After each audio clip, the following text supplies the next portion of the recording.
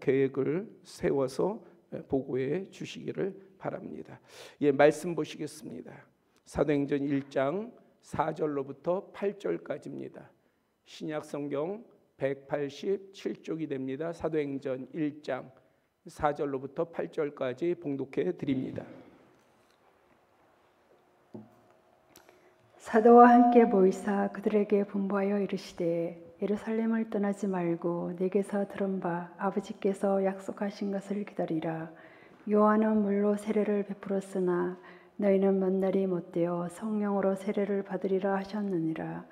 그들이 모였을 때에 예수께 여쭈어 이르되 주께서 이스라엘 나라를 회복하심이 이때니까 하니 이르시되 때와 시기는 아버지께서 자기의 권한에 두셨으니 너희가 알 바 아니요 오직 성령이 너희에게 임하시면 너희가 권능을 받고 예루살렘과 온 유대와 사마리아와 땅끝까지 이르러 내 증인이 되리라 하시니라. 아멘. 성경은 모두 몇 권일까요? 예전에 붕해를 하면 강사 목사님들이 처음 말씀 들어갈 때 꼭 이 질문을 하는 분들이 많았어요. 성경은 몇 권일까요?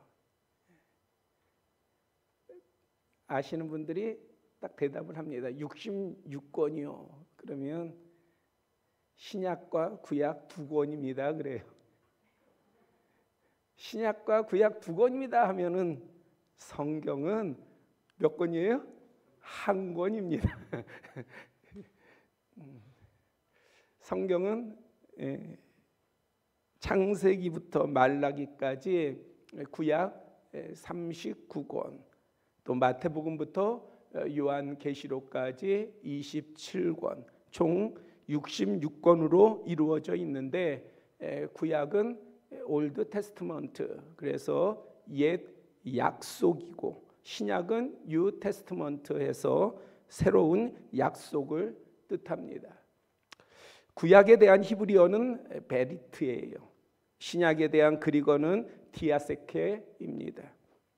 언약, 계약의 의미를 가지고 있습니다. 담고 있어요. 즉 성경은 하나님의 언약 또 하나님과의 계약입니다.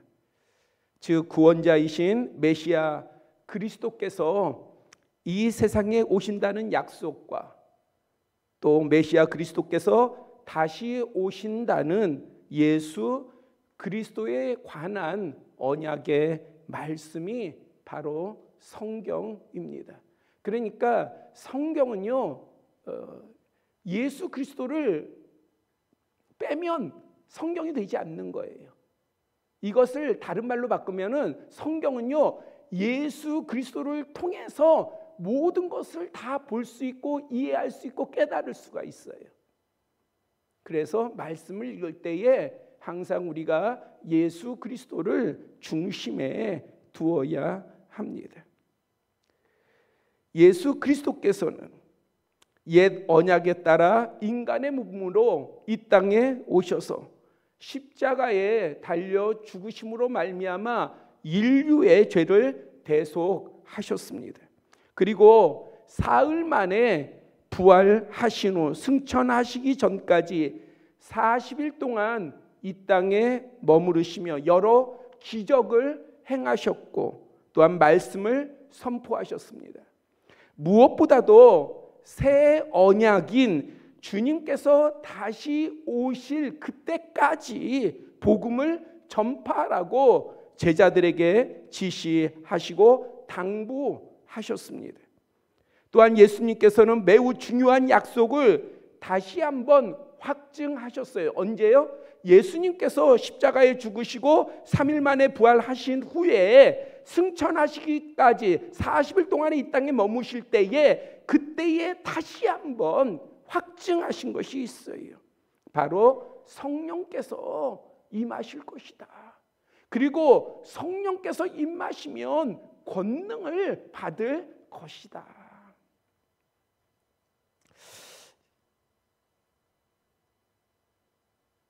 제가 그 설교 준비 가운데서는 없는데 설교 말씀 준비된 원곡 가운데는 없는데 제가 오늘 우리 칼로스 찬양단이 찬양을 마지막 곡을 드릴 때에 그 예전 문득 그 예전 생각이 났어요. 제가 전도팀을 만들어 가지고 막 곳곳을 다녔어요. 곳곳을 다닐 때에 그 멤버들은 뭐 또 모임은 여러 차례 바뀌었지만은 곳곳에 다녔어요. 한 번은 반포의 시외버스 터미널에 전화로 간 거예요. 전도팀을 이끌고 같이 전도하러 간 거예요. 거기서 찬양을 드리고 기도하고 드라마를 하고 전도를 하고. 그런데 어떤 지역에 가면은 되게 방해가 심해요. 거칠은 사람들을 만나게 돼요. 그러면 의외로 우리가 주님 믿습니다 하지만은 참 약해요. 그런 폭력적인 것이라든지 그런 것들과 무력적인 것과 마주치면은 당황도스럽고 어떻게 대처를 해야 될지 참 당황도스럽고 참 어려워요. 그것이 심적으로 외적으로 상당히 어려워요. 그런데 참 제가 인도를 해서 갔는데 이런 상황에 딱 부딪히니까 진짜 이 부분을 어떻게 넘어가야 될까, 지혜롭게 어떻게 넘어가야 될까, 순간에 방법이 없는 거예요. 그 순간에 저도 어렵고 그러니까 방법이 없는 거예요. 그러니까 어때요? 우리가 그럴 때는 자연적으로 하나님을 찾잖아요. 주여 이 상황을 어떠합니까? 그런데 갑자기요 그곳에 전도하러 온 팀이 우리만이 아니었던 거예요. 갑자기 막 전도팀들이 막 몰리는 거예요. 그러면은 어떻습니까? 우리 한국 사람의 특징이 사람들이 모이면 힘이 더 나요, 그렇죠? 그리고 사람 수가 적어지면 겁을 내요, 그렇죠? 피하게 돼요. 모여가지고요 무슨 일이냐고 그러면서 전도팀들이 막 모이기 시작하니까 시비 걸던 사람들이 이게 한두 사람들이 모이는 게 아니라 이 팀 저 팀들이 막 모이니까요. 그러니까 그분들이 은근슬쩍 그냥 살짝 도망을 치더라고요. 그런데 그렇게 모였잖아요. 원래 우리가 함께 뭐 하기로 하지 않았거든요. 그냥 각자가 그냥 자기네들이 정한 그 지역에서 전도하다가 가는 건데 이렇게 모이다 보니까요. 그러니까 진짜 한 50여 명 이상이 모인 것 같아요. 엄청난 수가 모여가지고 같이 그곳에서 찬양하고. 그런데 그 가운데에서 진짜 함께 우리가 찬양하고 기도하고 그러하니까 다들 그곳이 교회도 아니잖아요. 근데 가슴이 뜨거워지고요. 정말 성령의 권능을 우리가 체험한 그러한 기억이 아까 찬양을 드리는데 근데 제가 문득 나가지고 좀 눈물도 나올 뻔했고 정말 좀 다시 한번 제가 감격스럽고 그러면서 그렇게 전도했던 그런 열정인 때가 좀 부럽기도 하고 좀 그때가 좀 그립기도 하고 그러한 마음이 들었습니다. 예수님께서 성령의 권능을 주시면 우리가 사실은 복음을 전파해야 하는 것이지요. 오늘 본문은 제가 왜 이렇게 앞서서 이 말씀을 드렸냐면 오늘 본문은 너희가 가서 모든 민족을 제자로 삼아 아버지와 아들과 성령의 이름으로 세례를 베풀고 내가 너에게 분부한 모든 것을 가르쳐 지키게 하라는 예수 그리스도의 이 땅에서의 마지막 명령을 따름에 있어 성령의 임재가 중요한 이유 하나를 분명히 밝히고 있습니다. 왜 우리가 이러한 사명, 이러한 그 복음 전파에 있어서 왜 성령의 임재가 중요한가? 여러 이유가 있지만 그 중에 하나를 오늘 본문이 밝히고 있어요. 그것은 권능입니다. 권능. 사람이 아니라 권능이에요.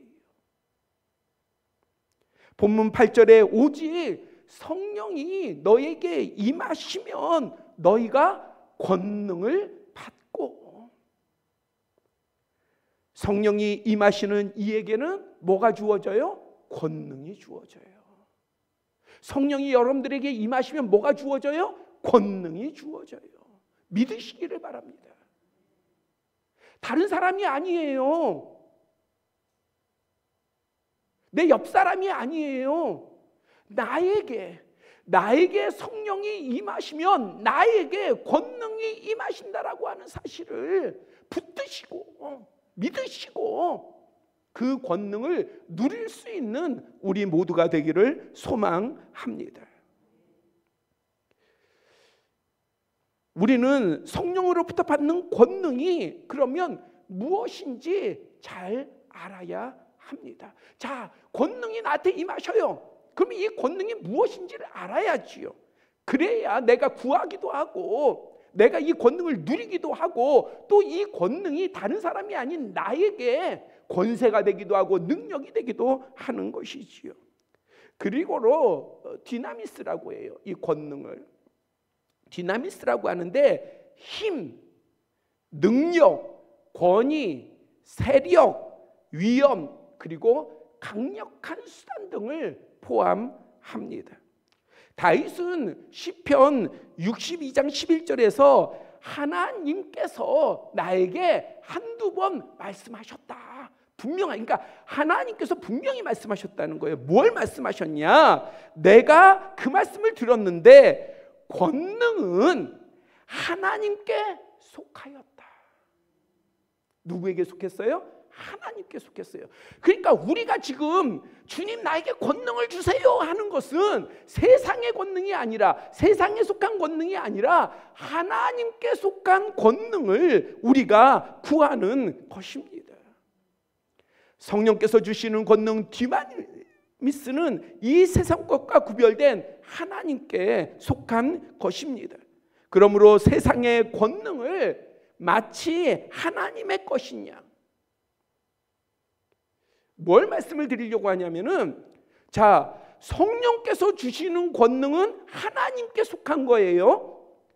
그런데 우리가 세상으로부터의 얻은 권능, 사람으로부터 얻은 권능을 때로는 마치 하나님께서 나에게 주신 것인 양, 내가 하나님께로부터 받은 것인 양, 그렇게 우리가 꾸밀 수가 있어요.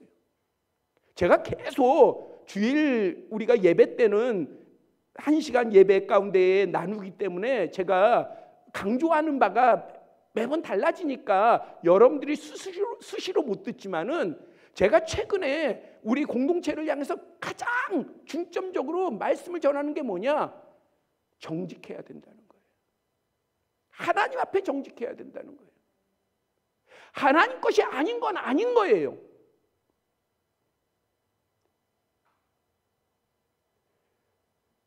숫자 100이 있는데 이 100에 하나가 모자라면 100이 아닌 거예요. 마찬가지예요. 우리가 여러 가지를 가지고 있고 내게 여러 가지의 능력이 있어도 하나님 것이 아닌 것은 아닌 거예요. 그것을 하나님 것인 양 꾸미면 뭔가 그 가운데에 선한 역사도 나타나고 좋은 역사도 나타나고 사람들이 그러한 것들의 나눔을 통해서 은혜도 받는 것 같고 내가 말씀 전할 때에 말씀의 효능이 더 있을 것 같지만 아니에요. 하나님 것이 아닌 건 아닌 거예요.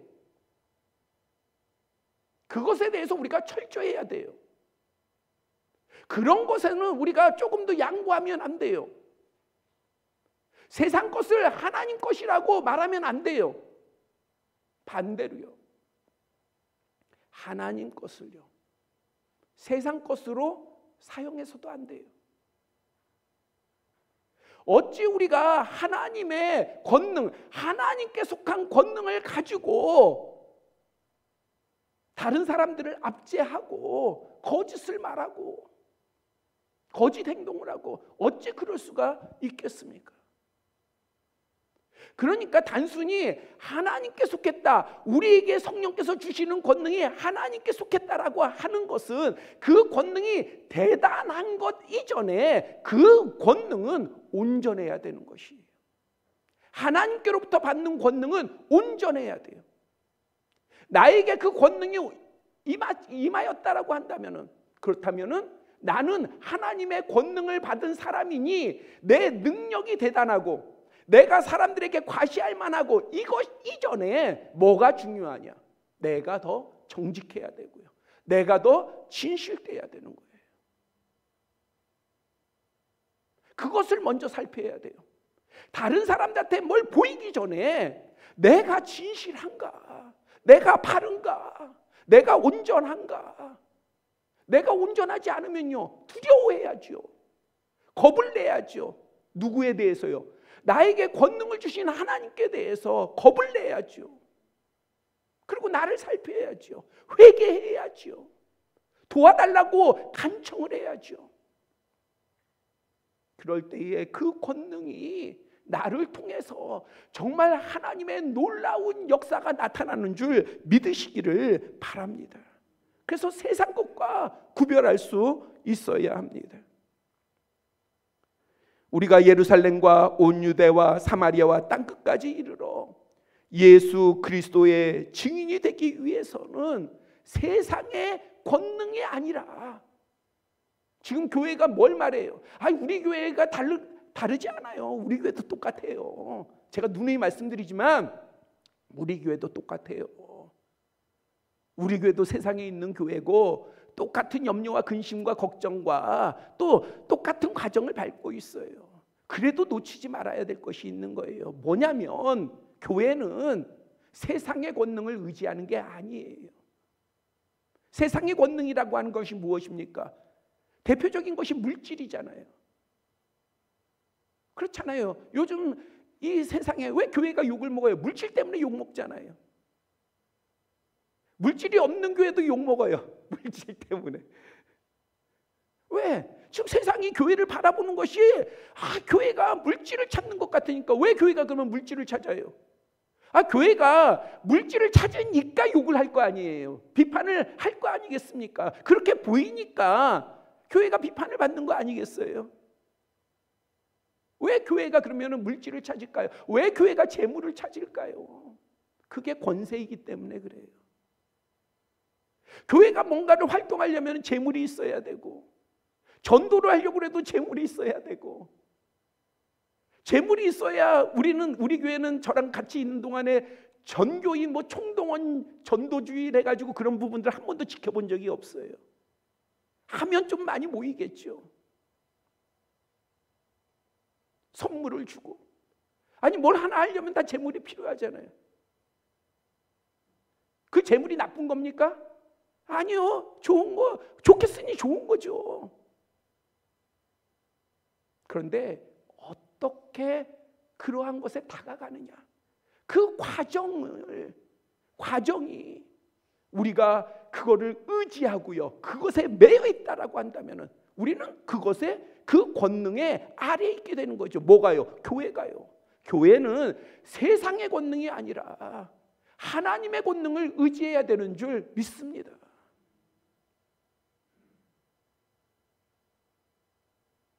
그래서 성도들도, 이거는 목사도 바르게 그 부분 가운데 바르게 서야 되겠지만은 성도들도 바르게 서야 되는 거예요. 세상이, 성도들도 교회에 나와가지고요, 하나님이 주시는 권능보다는 세상의 권능을 사랑하고 그 세상의 권능에 매여 있고 항상 그 세상의 권능을 이야기한다고 한다면, 그럼 어찌 교회가 하나님 보시기에 건강한 교회예요, 정말 주님의 몸된 교회가 될 수 있겠어요? 여러분들의 마음 가운데 염려를 덜어드리기 위해서 제가 이 말씀을 먼저 드릴게요. 여러분들 하나님의 권능을 의지하세요. 그게 지혜요 믿음이에요. 그런데 그러한 지혜와 믿음으로 나아가면 누가 책임지셔요? 하나님께서 주시는 그 권능 가운데 우리가 나아가면 필요한 것은 하나님께서 다 채워주시고 부어주시는 줄 믿으시기를 바랍니다. 그게 원리예요. 그게 원리. 그 원리를 아시면 믿으세요. 그리고 행하세요. 그러면 역사가 나타나는 거예요. 왜 역사가 안 나타나느냐?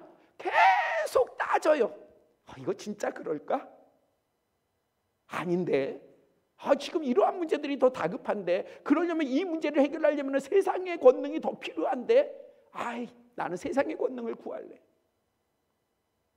좀 미루세요. 그런 것들을 좀 미루세요.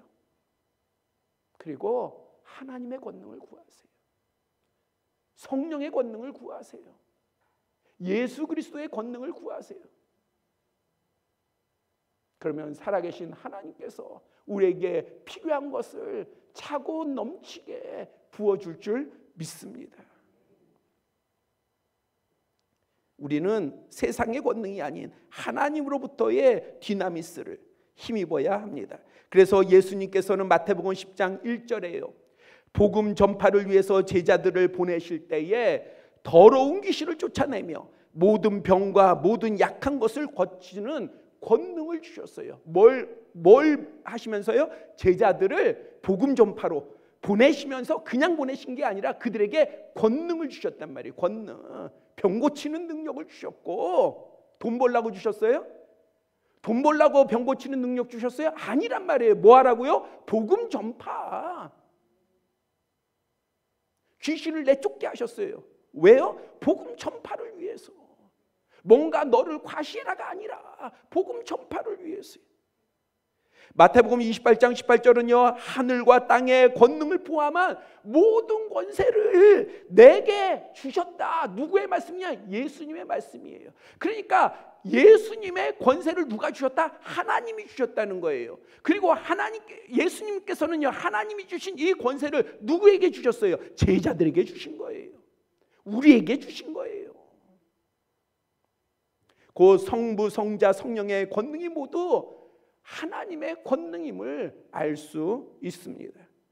다시 한 번 더 강조하지만 우리가 예수 그리스도의 증인이요, 복음 전파자로 나아가기 위해서는 주님으로부터의 권능, 디나미스가 꼭 필요합니다. 꼭 필요해요. 그래서 사도 바울은 고린도전서 2장 4절서부터 5절에 이렇게 말하고 있습니다. 내 말과 내 전도함이 지혜 있는 말로 하지 아니하고. 우리가 바울 서신서를 보면 얼마나 지혜롭습니까? 진짜 뛰어나잖아요. 우리가 볼 때는 뛰어난데 바울은 뭐라고 고백하고 있어요? 나 지혜의 말로 하지 않았다. 다만 성령의 나타나심과 능력으로 하여 너희 믿음이 사람의 지혜에 있지 아니하고 다만 하나님의 능력에 있게 하려 하였노라. 우리가 볼 때는 뛰어난 말씀이고 지혜로운 말씀이지만은 바울의 중심은 그 지혜에 연연하지 않았다는 거예요. 세상의 지혜에 연연하지 않았어요. 사람들의 반응과 호응에 연연하지 않았어요. 바울은 뭐에 집중했냐? 성령의 임재와 하나님의 능력과 하나님의 권능, 하나님으로부터의 것에 집중한 것입니다. 우리도 그러해야 하는 거예요. 우리도 주님의 사람으로서의 삶을 살아갈 때에 세상에 많은 문제도 부딪히고 다양한 사람을 만나지만 뭐에 집중해야 되느냐? 주님께 집중해야 합니다. 금요일 기도회 때 잠시 나누었습니다마는 도움이 될 것 같아서 다시 말씀을 좀 나눌게요. 지난주 주일 오후 예배 마치고 나서 우리 한 분 권사님 남편분이 저를 만나기를 원해가지고 만났어요. 만났는데 그분이 한때 교회 나오셨고 그러다가 이제 최근에는 안 나오셨는데 좀 오래됐죠. 그런데 갑자기 이제 만나자고 그러셔서 만났어요. 만났더니 그렇게 고백을 하시더라고요. 하나님께서 자신을 사랑하시는 것 같아요. 그리고 감동을 주시고, 그것이 아직 자기가 잘 몰라서 그렇지만 그 감동을 주시는 분이 주님이신 것 같아요. 얼마나 감사한지요. 목사님 때문이 아니라 목사님 때문이 아니라 주님, 이게 감사하지 않아요? 여러분들은 안 감사해요? 저는 진짜 감사했어요. 진짜. 그게 사람이 아니라 주님이시니. 그러니 목사가 붙잡든 아내가 붙잡든 아니면 친한 친구가 붙잡으면 그거는요 변해요. 그거는 우리가 힘이 있어봐야 얼마나 있겠어요. 상황이 바뀌고 뭔가 형편이 바뀌면 또 바뀔 거 아니에요. 그러나 주님이 붙드시면요 절대 주님에게서 빼앗을 자가 없잖아요. 그것처럼 확실한 게 어디 있어요? 그것처럼 든든한 게 어디 있고 그것처럼 은혜로운 게 어디 있습니까? 그렇게 말씀하시는 거예요. 그래서 너무 감사했어요. 그랬더니 아내 되는 권사님도 남편에게 그렇게 얘기를 하시더라고요. 옆에서 보니 하나님께서 당신을 사랑하시는 것 같아. 내가 사랑하는 게 아니라 하나님께서 사랑하시는 게 더 아내지만 더 확실한 거예요. 근데 우리의 목도 있어요. 제가 볼 때는 아내나 자녀가 그래도 교회에 예배 드리면서 바르게 보이니까 남편이 그 가운데 마음이 더 많이 열리고 그렇지 않겠어요? 그러면서 그분이 또 그런 얘기도 하시더라고요. 아유, 목사님이어서 만나고 싶다고. 그래서 저도 조금 그래서 만나고 싶었다. 목사님이어서 만나고 싶었다고 그렇게 얘기를 하길래 그래도 참 그래, 우리의 몫은 딱 그 정도예요. 제가 이거를 자랑하려고 얘기하는 것이 아니라 우리의 몫이 딱 그 정도라는 거예요. 우리의 몫은. 그러면 충분한 거 아니겠어요? 그렇죠? 우리의 몫은 그 정도면 충분한 거예요. 아내로서도 충분한 거고 목사로서도 충분한 거예요. 성도와 성도, 지체와 지체들 간에서도 이걸로 충분한 거예요. 우리가 나한테 여건 그냥 꼼짝 못하게 하든지 나의 어떠한 그 영향력 아래 있게 하든지 이거요 진짜 부질없는 거예요. 교회 안에서는 진짜 부질없는 거예요. 다 내려놔야 돼요. 그런 것들은 다 내려놔야 돼요. 우리 장로님들 계시고 권사님들 여러분 계시지만은 이것은 잘 이해하고 들으셔야 돼요. 저랑 별로 안 친해요. 별로 안 친한다라고 하는 것은요, 제가 개별적으로 막 연락하고 뭔가를 막 만들어 놓고 이러지를 않아요. 왜? 우리 장로님들도, 우리 권사님들도, 우리 직분자들도, 아니면 모든 사역을 하는 분들도 다 누구로부터의 권능을 받고 누구로부터의 인도하심을 받아야 되느냐? 주님으로부터예요. 그것이 제가 복된 것이고 우리의 모든 지체들이 복된 거 아니겠습니까? 그래서 얼마나 감사한지요. 하나님의 권능이 임하시는 것이 얼마나 감사하고 하나님의 은혜가 임하는 것이 얼마나 감사한 것인지요. 우리는 주님의 말씀을 전해야 합니다. 우리의 모습도 중요하지만은 그러나 정말 주님께서 임재하시고 주님께서 역사하시고 섭리하시도록 그것을 우리가 놓치지 않고 기도할 수 있어야 합니다. 주님의 권능을 힘입는 것은요, 로마서 8장 11절 말씀처럼 예수를 죽은 자 가운데서 살리신 이의 영이 너희 안에 거하시면, 그러면 예수 그리스도께서 부활케 하신 이가 누구예요? 하나님이시잖아요. 하나님의 영은 성령님이시잖아요. 성령님께서 너희 안에 거하시면, 그리스도 예수를 죽은 자 가운데서 살리신 이가 너희 안에 거하시는 그의 영으로 말미암아 너희 죽을 몸도 살리시리라. 예수 그리스도께서 다시 살아나신 것처럼 우리에게도 성령님께서 함께 하시면 우리도 죽을 사람들이지만은 우리를 살리시는 줄 믿습니다. 그리고 우리가 이러한 권능에 힘입어서 우리가 어떠한 역할을 해야 됩니까? 살리는 역사를 해야 되는 거예요. 살리는 일에 참여해야 되는 거예요. 그 살리는 일은 나를 보이는 게 아니라 하나님의 영이 그들과 함께 하도록, 나의 소중한 이들과 함께 하도록, 나를 만나는 사람과 함께 하도록, 나와 함께하는 이들과 함께 하도록 하면 그들의 영도 그들의 몸도 죽을 몸이라 할지라도 살리는 역사가 나타나는 줄 믿습니다. 다시 말씀드리지만 성령께서 우리 각자에게 임하셔서 주시는 권능은 세상의 능력과 권세와 권위와 수단과는 달라야 합니다. 과시나 자랑, 허영, 무례, 교만, 비판, 정죄, 협박 등 어떠한 것도 어떠한 모양도 틈타게 해서는 안 돼요. 그래서 장로님들은 더 겸손하셔야 되고 권사님들은 더더욱 겸손하셔야 되고 목사는요 좀 교만해도 되고 더 겸손해야 되고 그거를 우리가 생각하지 아니하면은 목사도 제가 목사잖아요. 담임 목사잖아요. 교만하기가 얼마나 쉽습니까?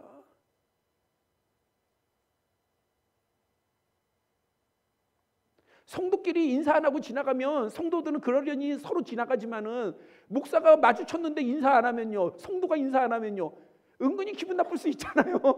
그렇죠? 그게 이게 자연스럽게 목사 안에 배어져 있는 거잖아요. 그렇죠? 그런데 인사 안 하면 다 사정이 있겠거니, 아니면은 나한테 뭔가 마음 상한 일이 있겠거니 하고 뭘 상했나 살펴야 되는 것이지. 기분 나빠. 나를 마주치고 인사도 안 해. 아니죠. 주님의 권능은 그런 유가 아니에요. 세상의 권능은 그런 유예요. 나를 무시해? 내가 권능이 있는데 나를 무시해? 나 참지 못해. 이런 거라고 한다면 성령의 권능은 그런 게 아니에요. 참고 인내하고 이해하고 배려하고 그것이 성령으로부터 오시는 거죠. 그렇기 때문에 우리는 이러한 부분들, 이 성령께서 주시는 디나미스를, 그리고 성령께서 주시는 은사, 이 은사들을 언제나 뭐와 연결지어서 항상 살펴야 되느냐? 갈라디아서 5장 22절 23절 뭡니까? 성령의 열매예요. 성령의 열매는 사랑과 희락과 화평과 오래 참음과 자비와 양성과 충성과 온유와 절제, 어느 것 하나가 아니라 이 9가지의 열매를 항상 우리는 부여잡고 성령의 열매래잖아요. 그러니까 권능을 통해서 그 권능이 목적입니까? 아니잖아요. 열매를 맺어야 될 거 아니에요. 우리에게 권능을 주셨으면 이 권능을 가지고 우리가 열매, 결실을 맺어야 될 거 아니에요. 그런데 성령의 열매는 이러한 것이다. 그러면서 사랑부터 절제까지를 얘기하잖아요. 그러니까 권능을 받고 나아갈 때에 우리가 이러한 부분들과 같이 살펴야 하는 것이지요. 그럴 때 로마서 15장 13절에 따르면요, 하나님께서 성령의 권능으로 우리에게 소망을 넘치게 하신다. 우리가 그렇게 나아가면 우리가 다른 것이 아니라, 눈에 보이는 것이 아니라 성령의 권능이 우리로 하여금 소망을 넘치게 합니다. 그 소망을 넘치는 것은 영원한 나라를 향해서도 그렇지만 이 땅에서도 우리의 소망이 넘칠 줄 믿습니다. 제가 한 말씀만 드리고 말씀을 마칠게요. 원래는 복음 전도에 대한 말씀이 남아있지만은 한 말씀만 드리고 그냥 말씀을 마치도록 하겠습니다. 제가 예전에도 소개한 바가 있어요. 가끔은 어린아이하고도 얘기할 때에 제가 참 그 주님의 감동을 받을 때가 있고, 또 어떨 때는 드라마라든지 이런 부분들을 볼 때에도 뭔가 깨우침을, 참 큰 깨우침을 얻을 때가 있어요. 그래서 전에도 이제 소개를 드렸었는데, 저는 아직도 이제 그게 그 드라마가 그 안에서의 대사가 되게 기억이 남아가지고요. 그게 뭐냐면은 예전에 미국 드라마 가운데에 그 닥터 퀸이라고 하는 드라마가 있었어요. 여자 의사가 그 서부 개척사 가운데에 나아가 가지고 이제 거기서 의사 활동을 하는 거예요. 의료 활동을 했어요. 그래서 이제 병을 고치는 거죠, 여자 의사가. 그런데 병을 고치는데 그 한 사람이 죽을 병에 걸렸어요. 죽을 병에 걸렸어. 그래서 이 의사가 선언을 합니다. 당신은 못 고칩니다.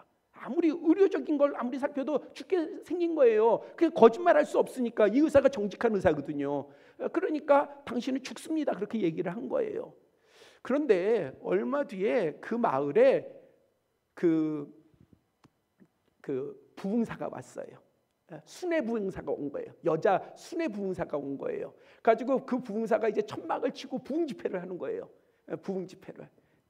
그러면서 거기에 가면 막 병 낫는다 그러니까 의사 입장에서는 그게 말이 안 되잖아요. 그러니까는 그거 거짓말이다 그렇게 해서는, 왜 병자들이 병을 안 오고 다 그 집회에 가니까 의사가 그걸 염려하면서 비판을 막 한 거예요. 비판을 했는데, 근데 거기에 누가 갔느냐, 의사가 당신 죽습니다 하는 그 환자가 그 집회에 간 거예요. 가지고 고침을 받았어. 가지고 의사가 와보라고 그래가지고 살피니까 진짜 고침을 받은 거예요. 그러니까 이 의사가 그 다음부터요, 의료 활동을 할 수가 없는 거예요. 아니, 자기가 죽는다고 선언을 했는데, 그리고 그 집회 막 병 고치는 집회, 하나님이 병을 고쳐주신다 이걸 갖다가 오늘날로 우리로 보자면 미신적인 거다 막 이렇게 취급을 하고 부정적으로 비판을 했는데, 근데 거기 가서 자기가 죽는다 하는 사람이 살아났으니, 건강해졌으니 이걸 받아들일 수가 있나요? 그러니까 환자들이 찾아오는데도 진료를 못하는 거예요. 딜레마에 빠지고 회의에 빠지고, 이게 뭔가, 내가 지금 하고 있는 게 뭔가 해서 진료도 못하고 치료도 못하는 거예요. 근데 수술이 필요한 환자가 찾아왔어요. 그러니까 이 의사가 어떻게 했겠어요? 그 부흥사한테 가라고. 자기한테 오지 말고 그 부흥사한테 가라고 오히려 소개를 해주는 거예요. 그 부흥사, 이거 수술 까다로우니까 부흥사한테 가라고. 그때에 부흥사가 이 닥터 퀸을 찾아왔어요. 찾아와 가지고 당신이 수술을 해라. 당신이 수술을 해야 한다. 그러니까 이제 닥터 퀸이 그 부분에 대해서 자기의 어떤 이런 부분들 뭐 이런 거 막 얘기를 하죠. 그때에 제가 뭐가 남았냐면은 그 부흥사 역을 맡은 배우가 한 대사가 이거였어요. 당신은 당신의 일을 하십시오. 나는 나의 일을 합니다. 역사하시는 분은 하나님이십니다. 이거를 시간이 짧아서 더 부연 말씀을 제가 못 전하지만은 저는 여러분들에게 지혜가 있기를 원합니다. 이것이 교회 안에서만 나누어지는 말씀이 아니라 여러분들의 삶에 풀어지기를 원합니다. 하나님의 권능은 우리가 복음 전파에 대해서만 집중적으로 제가 지금 한정해서 말씀을 드리지만 아니에요.